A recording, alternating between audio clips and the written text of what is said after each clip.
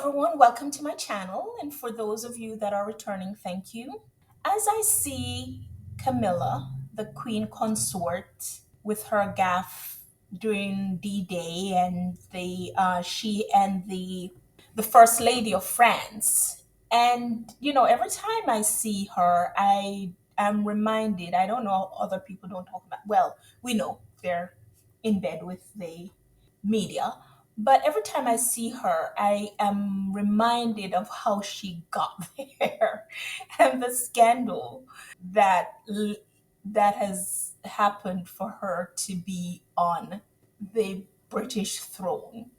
So just thinking about that has reminded me about some of the other scandals that happened in the past and the ones that stood out for me. And I'm going to just talk about them briefly because I'm fascinated by them, but I won't go into detail, just go into them a little bit. And I'm going to list them in order of what I think is the least important to the most important. So here goes. Number 9, King Edward abdicating the throne, and that changed the course of history, where his brother took the throne and his brother's daughter, which was Queen Elizabeth, became who we knew as the longest reigning monarch.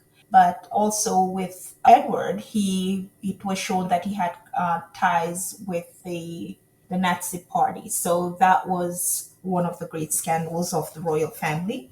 Okay, and there was Fergie, which is number 8, in 2010 when she was recording selling access to Prince Andrew. And she later told Oprah that she took less money in the divorce because she wanted to remain friends with the boss, that is Queen Elizabeth.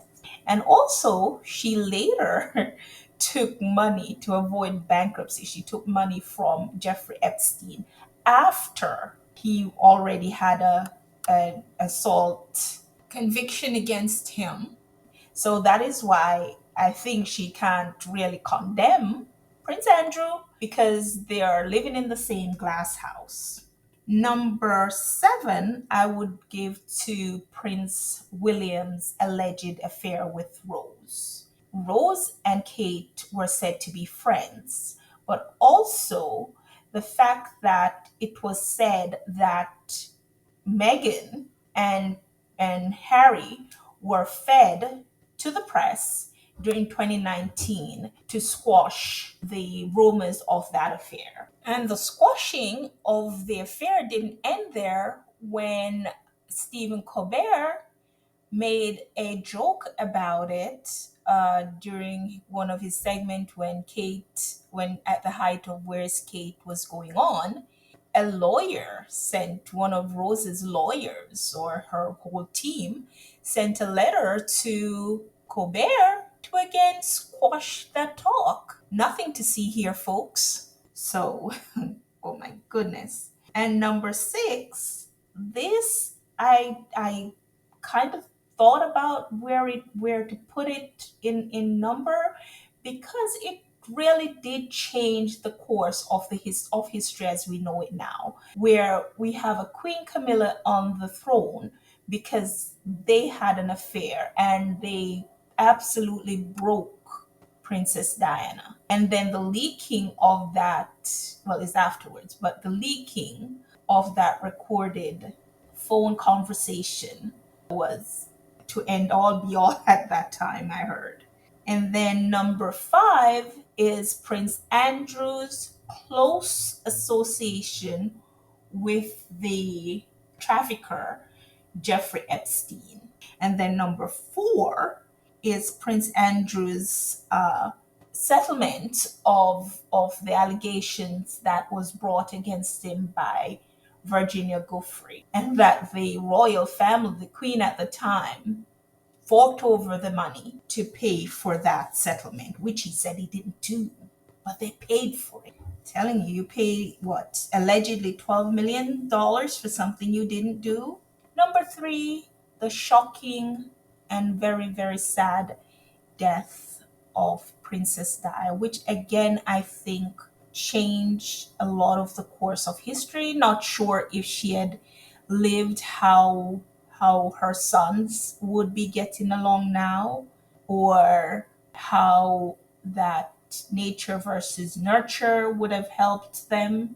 And number two, I put Princess Kate's disappearance, where it's a scandal because nothing is being said about it. And when you look at the fact that her parents were not helped out during when they had this huge financial problem, it was as if they were kept in a way as to make sure they were not in a position to have any clout.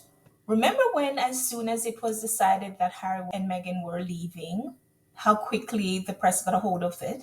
And now Princess Kate is missing and nobody in the press is talking about it. It is kind of nefarious, where it just seems as if they're on lockdown. And then when you see how information is being given, one minute you hear this thing where she's coming back in what was it, April? And then they say she's not. Then you hear she's going to be at the trooping of the colors waving, and then you hear that she and the children won't be there. Then you hear that she will never be coming back in her role. Then you hear they are refuting that information. So they put out certain information, then they contradict the same information they put out, this cloak and dagger thing they have going on. And then within all of this, to have them being compared to North Korea and not a trusted source. And the number one scandal to me is how they have treated the only biracial member of the royal family, and how they have allowed, and in many cases, they themselves have fed information to not just target her, but also to endanger her life. So it's the ongoing, relentless attack against Harry and Meghan, and especially Meghan, which is rooted in jealousy and racism. That is the number one scandal of the royal family, and they're never, ever going to get past it. Anyway, guys, thank you so much for tuning in today. Please leave your comments below and talk to you soon. Bye.